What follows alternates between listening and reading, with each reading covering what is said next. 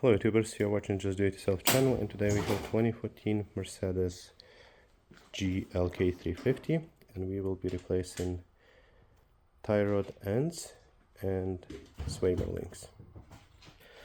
So here are the tie rod ends, outer tie rod ends, sway bar links using all Moog parts. I will leave links in the description to the video, please feel free to use those.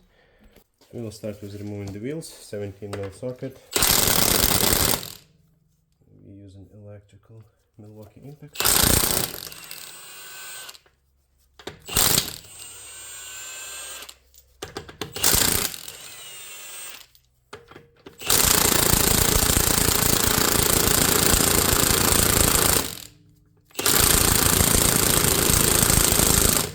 Only.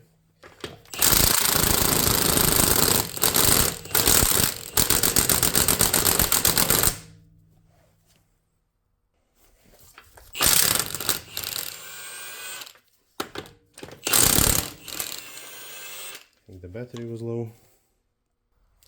Okay, so here is our tie rod end lock nut. We need to get loose before we remove it. The tie rod nut itself.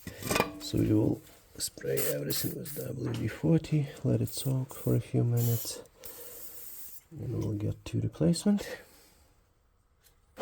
Alright, so next we will get the lock nut loose. So since this is still in place, you'll get it loose a bit. We don't want to move it too far away.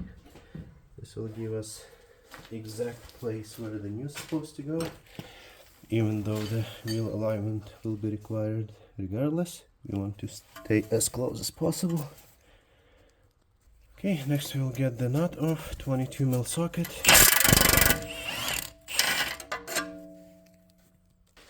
Okay, to get the tie rod end out of the knuckle, you can use a hammer, just hammer it in this place. If you don't care about damaging the old one, you can just hammer from the top too. I will try this way.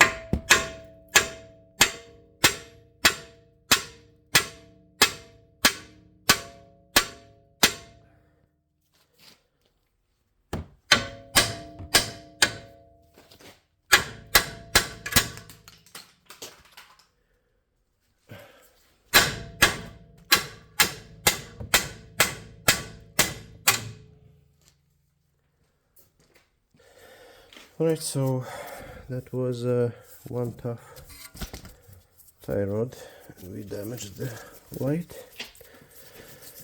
So now we'll just get this off. Normally it goes out quite easily. And I believe those were replaced just a few months ago. Just really cheap parts.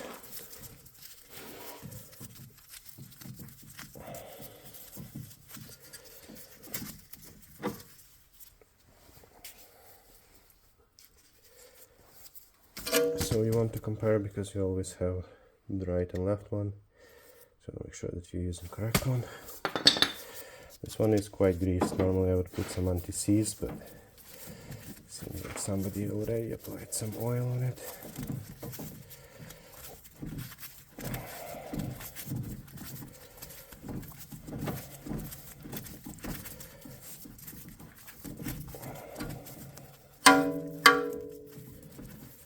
So we will get close, as we don't want to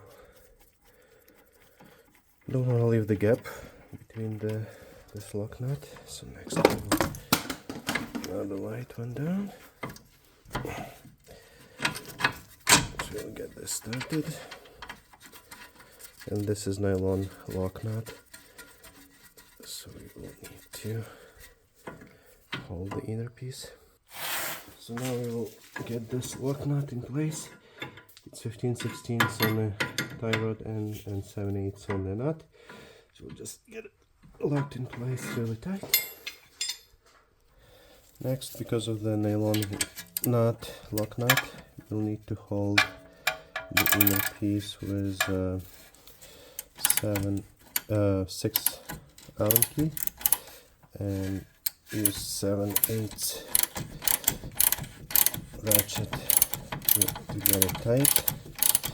You can also try supporting it from the bottom with the jack, just to get it tight in the wheel knuckle, and then use impact, but there's a big chance that that will not work. And this seems to be working fine.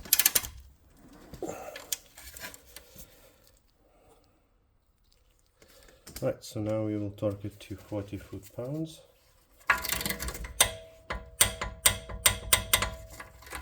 should be good. Now we will get the wheel back on and torque it to 100 foot-pounds. And you want to go in the crisscross pattern. Again, it's 17 mil socket. Should be good. Thanks for watching. Please like and subscribe, and as always, just do it yourself.